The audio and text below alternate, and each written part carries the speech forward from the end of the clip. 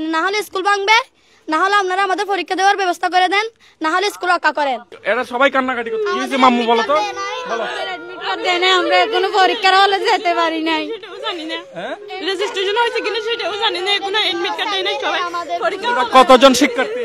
13 জন। আজকে এসএসসি পরীক্ষা লক্ষ লক্ষ শিক্ষার্থীরা পরীক্ষা দিচ্ছে, কিন্তু তারা সবাই কান্নাকাটি করে। এই প্রতিষ্ঠানের একটা স্টুডেন্টও পরীক্ষা দিতে পারছে না।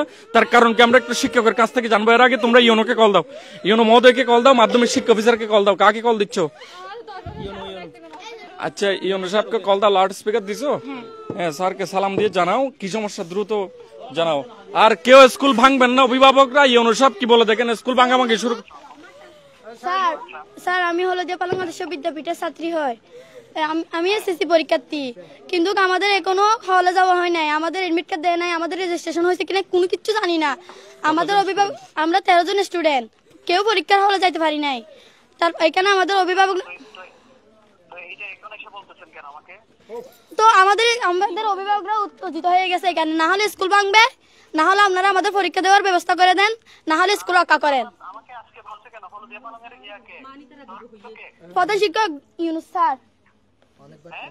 স্যার, আমরা আমাদেরকে মানে কালকে থেকে অনেকবার টাইম দিচ্ছে। কালকে বলছে যে প্রথমে 10টা, তারপর বলছে যে 12টা, তারপর বলছে যে 3টা 15, তারপর বলছে যে রাতের মধ্যে দিয়ে দিবে, তারপর বলছে যে 12টা বাজে, আবার বলছে যে সকালে দিয়ে দিবে, কিন্তু এখনো কোনো কিছু করে নাই।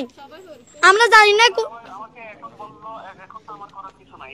কেন করার কিছু থাকবে না। না হলে স্কুল রক্ষা করেন, না হলে আমাদের পরীক্ষা দেওয়ার ব্যবস্থা করেন।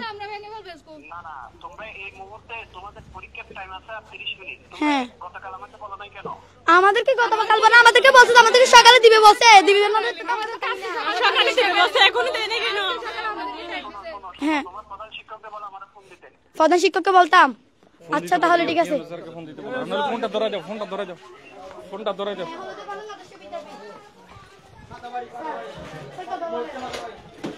কথা বলো না, ইউনো স্যার, এটা ইউনো স্যারের সাথে কথা বলো।